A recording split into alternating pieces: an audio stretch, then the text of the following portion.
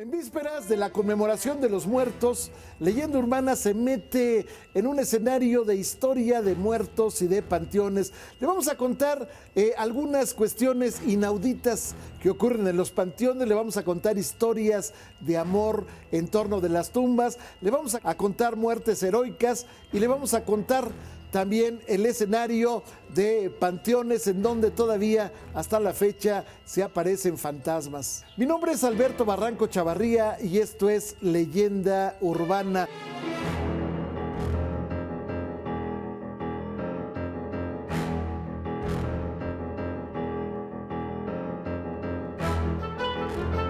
Bienvenidos a este programa de Leyenda Urbana y ya se avecina el Día de Muertos, así que estamos aprovechando que nos encontramos en el centro histórico, ya que este ha sido uno de los escenarios más importantes de las muertes más crueles que han generado las leyendas más famosas. Hablaremos de Antonieta Rivas Mercado, de Manuel Rodríguez Lozano, de Guti Cárdenas, del Padre Segura, entre otros.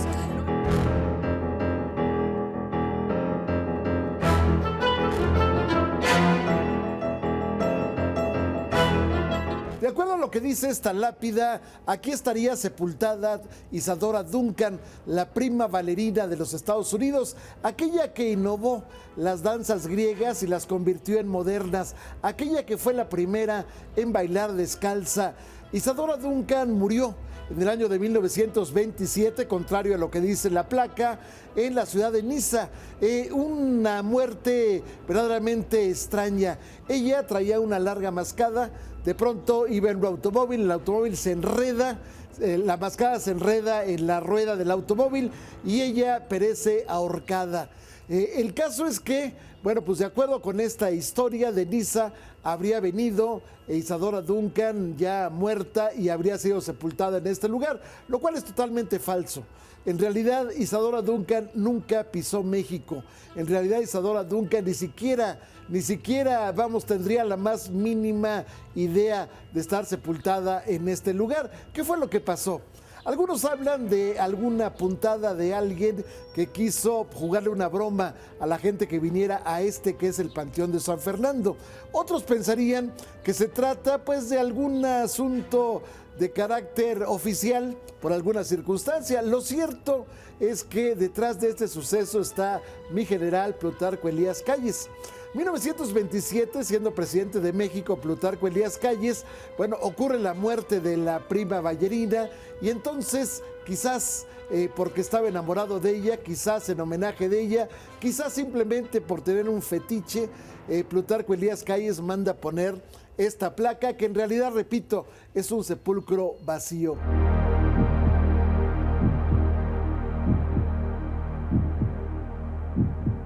Yo hoy me encuentro en otro maravilloso día aquí en el centro histórico, acompañada de un gran amigo mío, Jesús Rodríguez Petlacalco, quien es director del Proyecto Patrimonio México. Y nos encontramos en este momento en la calle de Mesones y enfrente de lo que era el Teatro Ulises, ¿verdad?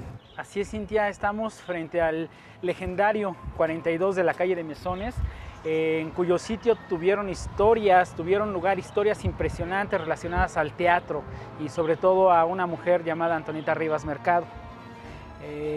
No solo Antonieta, también don Manuel Rodríguez Lozano tuvieron aquí este proyecto del Teatro Ulises, pero lo importante, Cintia, de este lugar y de las historias que hoy estamos compartiendo es que ambos tuvieron una vida trágica, no se diga Antonieta, una muerte trágica. Muere por suicidio en 1931 en la Catedral de Notre Dame. Pero también Manuel Rodríguez Lozano se relaciona hacia 1913 con Carmen Mondragón, mejor conocida como Nahui Olin, y una de las historias trágicas de su vida tiene que ver con la pérdida de su pequeño bebé, recién que se junta con Carmen Mondragón, el bebecito muere.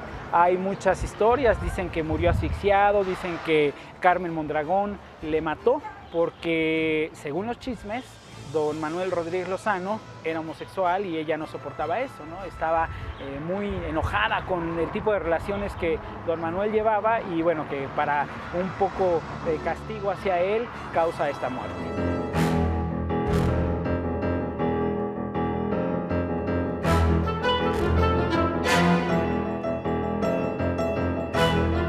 Como Como esta tumba vacía del Panteón de San Fernando, hay otras. Está el monumento de mi general Ignacio Zaragoza, pero los restos ya no están. Lo más célebre es que está el monumento de Miguel Miramón, el general conservador que fue fusilado junto con Maximiliano en el Cerro de las Campanas en 1867.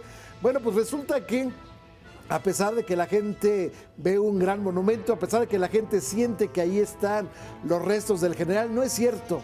Después de un largo exilio en Europa, la esposa de Miramón, Concha Lombardo de Miramón, regresa a México y se encuentra con una terrible sorpresa. Muy cerca de la tumba de su esposo está el hombre que lo mandó fusilar, su enemigo acérrimo Benito Juárez. En consecuencia, ella, indignada, saca los restos, se los lleva a la Catedral de Puebla. ¿Qué es lo que hay ahí realmente en esa caja? Bueno, pues está una trenza de la madre de Miramón y está también alguna parte de huesos de familiares de él, pero el general Miramón está en la Catedral de Puebla.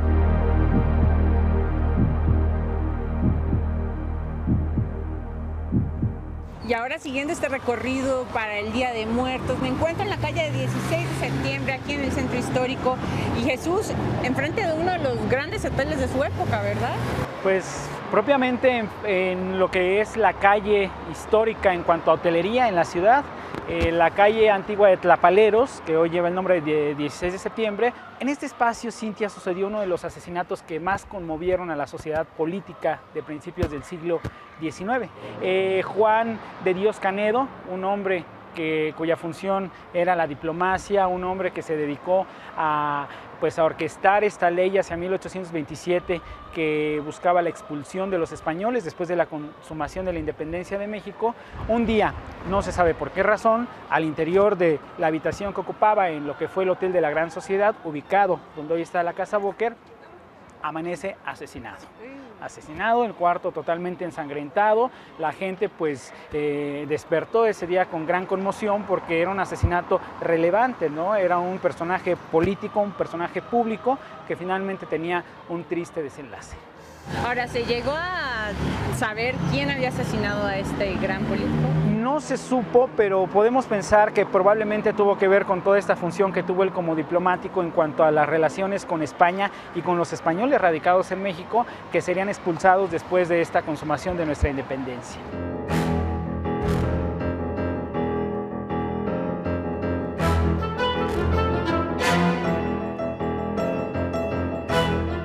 Llegaba al altar feliz esposa, ahí la hirió la muerte, aquí reposa. Este es el verso más recordable para la gente que viene a visitar este histórico Panteón de San Fernando. Esta es la historia de amor de dos personajes: José María Lafragua, quien fuera en su momento ministro de Relaciones Exteriores del presidente Benito Juárez, que fuera también ministro del Interior, equivalente a secretario de Gobernación. Una historia terrible, una historia que efectivamente, pues encierra toda una serie de vicisitudes para llegar al altar estas dos personas, y que sin embargo poco antes de hacerlo se va a tropezar. Así las cosas, finalmente se van a encontrar José María Lafragua ya en la Ciudad de México y Dolores Escalante. Ella vivía en la calle de Pino. Posteriormente, pues ya se comprometen en el matrimonio. Este se iba a realizar en agosto de 1850. Sin embargo, pocos días antes del 24 de junio fatídico, Dolores Escalante cae enferma. Ella es víctima de una de las muchas epidemias de cólera morbus que hubo en la Ciudad de México. Al final de cuentas, llega ya en trance de muerte, llega José María Lafragua, la toma de la mano. Habían prometido uno al otro que se iban a cerrar los ojos si alguien moría antes. Si ella moría, él le cerraba los ojos; si él moría, ella le cerraba los ojos. De pronto le dice: ciérrame los ojos, Lafragua.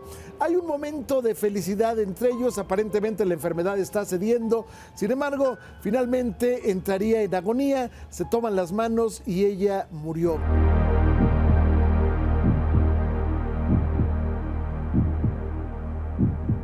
Sabes, Cintia, que en estas calles los lugares nos cuentan muchas historias, los lugares tienen memoria y hasta hace algunas décadas, por ahí de los años 70, aquí a unos cuantos pasos en la actual calle de Motolinía, se podía observar sobre uno de los muros la mascarilla de lo que mucha gente pensaba pertenecía al rostro o a la mascarilla funeraria del padre Segura. Como les estábamos mencionando hace unos minutos, aquí podemos ver el rastro, la marca donde se encontraba la máscara. Así es, parte de las leyendas de las calles del centro histórico, Cintia, que nos dicen que en ese lugar existió una máscara, un mascarón, que algunos dicen fue la máscara funeraria del padre Segura, Nicolás Segura, y otros dicen que era una máscara más bien de procedencia mexica, pero finalmente entre una cosa y otra ya no existe la máscara. Lo que sí podemos ver es esta cicatriz en el muro de uno de los espacios que podemos ubicar hasta donde llegaba esta casa de ejercicios de los misioneros de la Compañía de Jesús.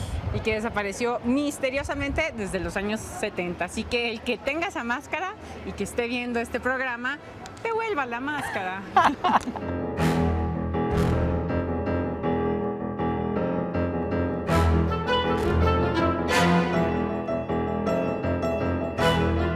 Aquí está también en este escenario la tumba del general Tomás Mejía. Tomás Mejía fue uno de los 3 M's que fueron fusilados en el Cerro de las Campanas de Querétaro. Estamos hablando de Maximiliano, Miramón y Mejía. Tomás Mejía a las 7 de la mañana es subido a una carreta para llevarlo a su último lugar, a la última vista que tendría de la ciudad de Querétaro. De pronto, cuando ya está en marcha este carruaje, se hace a él, se toma de la defensa una mujer de pueblo. El carruaje la arrastra entre el lodo, el carruaje la arrastra entre las piedras, y lo más dramático es que esa mujer llevaba un niño en los brazos. Terrible escena de una mujer llamada Agustina Castro. Agustina Castro es la esposa de Tomás Mejía. Finalmente, después del fusilamiento, el general Mariano Escobedo, que había sido perdonado en un momento dado por el propio Tomás Mejía, quien le había perdonado la vida después de tenerlo prisionero, él decide pagar el embalsamamiento de este personaje. Finalmente, Agustina Castro se trae a la Ciudad de México el cadáver de Tomás Mejía en un tosco cajón prácticamente de ocote. Lo lleva a una vecindad, a un lugar, cuartito sórdido de la incipiente entonces Colonia Guerrero, y ahí lo va a tener durante 3 meses.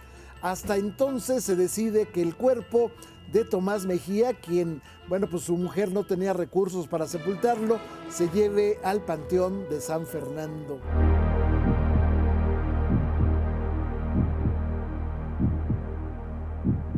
Y nos encontramos frente al Templo La Profesa, aquí en Francisco y Madero. Y es que estas historias son para los que les tienen miedo a estos jesuitas, fantasmas o las monjas que se le aparecen a todos los que tienen cuentos que echar. Cuéntame un poquito acerca de esta historia, Jesús. Así es, Cintia, es muy prolífico el asunto de los temas de leyendas tenebrosas en conventos, en claustros, y precisamente nos encontramos en uno de los escenarios más interesantes en cuanto a la vida religiosa de la Nueva España, lo que fue la casa de ejercicios de los jesuitas, que ocuparon hasta 1767, cuando son expulsados. Y en este sitio, conocido también así como La Profesa, sucedió hacia 1743 uno de los asesinatos más connotados de la época. Un prepósito, un hombre de origen jesuita, que pertenecía a los misioneros jesuitas, fue asesinado en su habitación, fue ahorcado. Se dice que fue un hermano lego, otro también de la Compañía de Jesús, quien le dio muerte, pero por ahí también hay otra historia que tiene que ver con un otro personaje que fue siempre asesinado. Siempre hay 2 versiones, 3 días después, así es. Otro asesinato 3 días después. Así es. Fue asesinado otro hermano y finalmente coincidieron en que había sido el señor don José Villaseñor, también miembro de la Compañía de Jesús, quien les había dado muerte a ambos personajes. O sea, un asesino en serie. Un asesino en serie, pero hay una historia detrás de todo esto. Cuentan que el padre Segura se había opuesto tajantemente a la canonización de don Juan de Palafox y Mendoza hacia ese entonces, y que él dijo: primero me ahorcan antes de ver santo a ese embustero.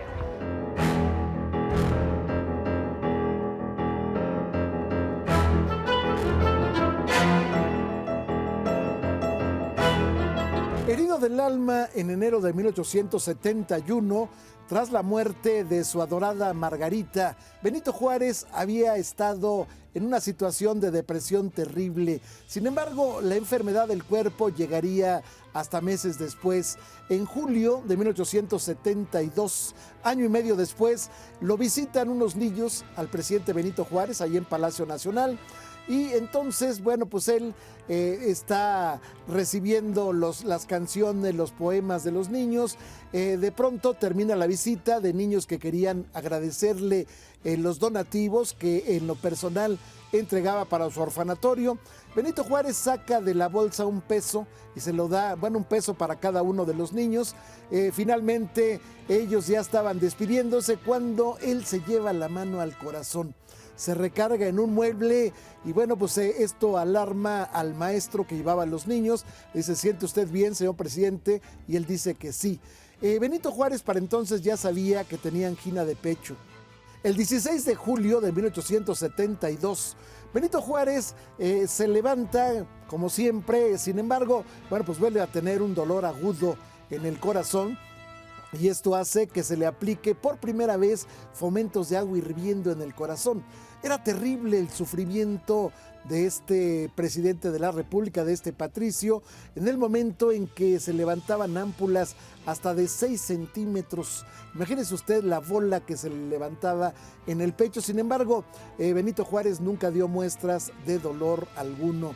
Sin embargo, bueno, pues el día 17 había estado mal. Había pasado una noche terrible, le habían puesto nuevamente los fomentos de agua hirviendo y el 18 se levanta.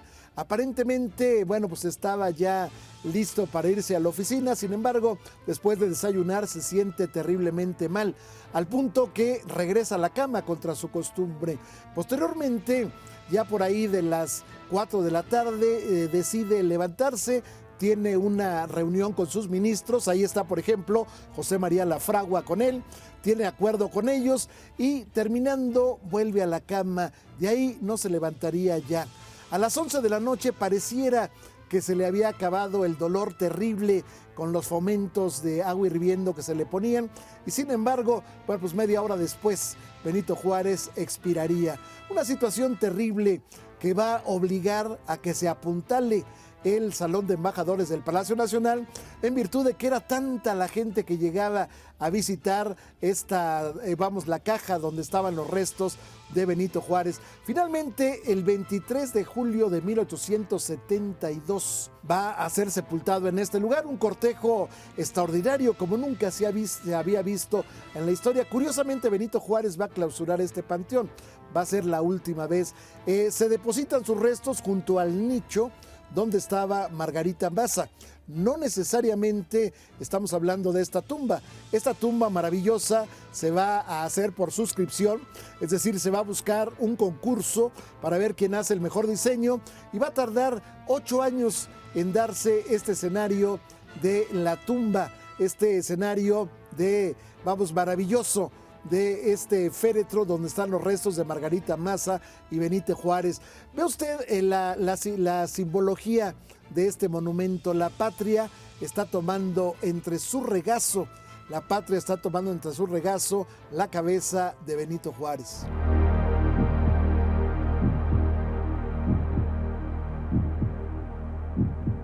Y aquí en el centro, pues por supuesto no podía faltar una historia trágica en un bar. Así es, y sobre todo relacionada, Cintia, al ámbito del espectáculo. Y ahora nos vamos hasta el año de 1932, cuando una noche del 4 de abril, exactamente en el edificio que tenemos a nuestra espalda, se encontraba un bar popular visitado por gente del espectáculo y de otros ámbitos, conocido como el Salón Bach. Al interior del Salón Bach cuentan, Cintia, que llegó el jovencito Augusto Cárdenas Pinelo, mejor conocido como Guti Cárdenas, un compositor, un cantautor de origen yucateco que para ese momento triunfaba en la XCW. Cuentan que Guti Cárdenas, acompañado de 2 amigos, llegó hasta el Salón Bach, hasta este bar, y que comenzaron a echar la copa y después llegaron otros 2 personajes también conocidos entre ellos un guitarrista, un músico conocido como el Mallorquín, y pidió que acompañara. Guti le dijo, bueno, te acompaño con la guitarra y nos echamos una piececita, ¿no? Al terminar, el acompañante del Mallorquín hizo una cara como de desagrado ante lo que había hecho Guti Cárdenas, y se molestó, se hicieron de palabras, le rompieron una botella en la cabeza a este jovencito de tan solo 26 años, se molestó, sacó un revólver que llevaba, comenzó a echar tiros contra estos dos españoles, y justo en ese momento, Cintia, venía entrando el hermano de uno de ellos, quien vació la pistola en la espalda de este compositor, este cantautor joven de tan solo 26 años, que vio truncada su carrera por un pleito de cantina.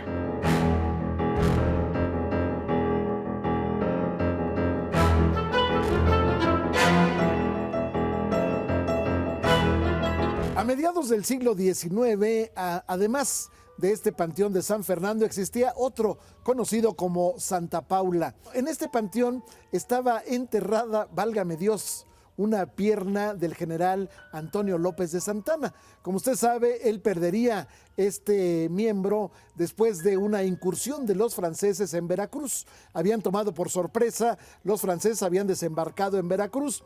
Posteriormente, Santana, una vez que ocurre una matazón de soldados mexicanos, decide perseguir a los franceses, llega a los muelles y desde el barco que estaba al resguardo de los incursionistas, de los incursionadores franceses, bueno, pues desde ahí disparan una bala de cañón que le destroza la pierna al general Antonio López de Santana. Pero bueno, él decide que esa pierna debe ser enterrada solemnemente en el Panteón de Santa Paula. Se hace una ceremonia donde, bueno, pues llegan los generales con sus medallas y demás, se pronuncian discursos y se entierra la pierna. ¿Cómo la sustituye esta pierna el general Santana? Bueno, se manda a hacer una pata de palo, con maderas preciosas, se manda a poner una bota de charol, de tal manera que no se viera pues burdo como si fuera un pirata. Bueno, no, tenía una bota de charol impresionante para que se disimulara el asunto, lo cual no evitaba que la gente gritara cojitranco al paso de este personaje. Sin embargo, bueno, pues Santana, como usted sabe, fue 11 veces presidente de México.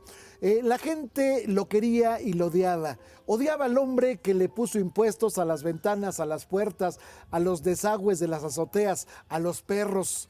Odiaba al hombre que de pronto, bueno, pues se había dormido en plena batalla contra el ejército mexicano en aquel entonces, que se había rebelado para pasarse al bando de los Estados Unidos.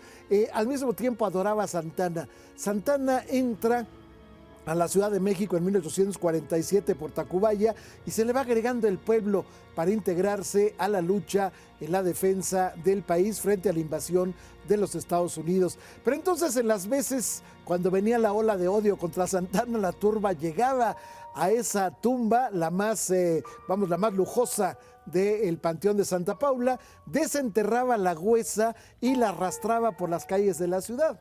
Posteriormente, bueno, pues algún policía, algún gendarme desbalagado se llevaba esos huesitos, los guardaba, regresaba al poder el general Santana, los volvía a sepultar con los honores, con toda la gala, y finalmente la gente lo volvía a sacar. Esto fue una historia de nunca terminar. Historias de muertos y de panteones. Le cuento, para terminar nuestro programa de hoy, el desenlace de la historia de este romance inmortal entre José María Lafragua y Dolores Escalante. José María Lafragua manda hacer lo que él quería que fuera el sepulcro más elegante del Panteón de San Fernando, y bueno, lo encarga a Italia, a los hermanos Tangassi. Los hermanos Tangassi llegan con el sepulcro en el año de 1855 y bueno, lo colocan, se enamoran de México, tan es así que instalan su propia funeraria en la Ciudad de México. Pero el asunto es que hasta 25 años después de la muerte de Dolores Escalante, 1875, va a morir José María Lafragua. En todo ese tiempo, él va a vestir de luto. En todo ese tiempo va a recordar, va a levantarse temprano y al 5 para las 7 de la mañana, hora en que había muerto Lolita, él se hinca, a pesar de ser un liberal puro, a pesar de ser en alguna forma enemigo de la iglesia, bueno, él se hinca a rezar en recuerdo de aquello. Nunca se casó José María Lafragua. Finalmente muere él y bueno, pues evidentemente todo el mundo quiere que vaya a donde está Lolita. Finalmente él dice, era mi esposa legítima, a pesar de que no nos casamos ni por el civil ni por la iglesia. Y bueno, pues resulta que el panteón estaba cerrado. Se cerró el 23 de julio de 1872, después de ser sepultado Benito Juárez. Los restos de Lafragua se van al panteón del Tepeyac. 7 años después, los 7 años que marca la ley, va a ser inhumado el cadáver de José María Lafragua y va a ser traído finalmente aquí a este lugar. ¿Cuántos años pasaron? 32 años exactos para que se reuniera esta pareja. Quizás en honor de ella habría que recoger esta frase, este poema que está allá en una de las lápidas del Panteón del Tepeyac. Dice lo siguiente: sin que nada revele nada y con igual misterio, en 2 sepulcros tienes augusta posesión. El uno donde duermes está en el cementerio, el otro donde vives está en mi corazón. Gracias por haber estado con nosotros en esta leyenda urbana. Lo espero el próximo sábado a las 9:30 de la noche, aquí como siempre por Canal 40. Mi nombre es Alberto Barranco Chavarría y le deseo una noche muy placentera.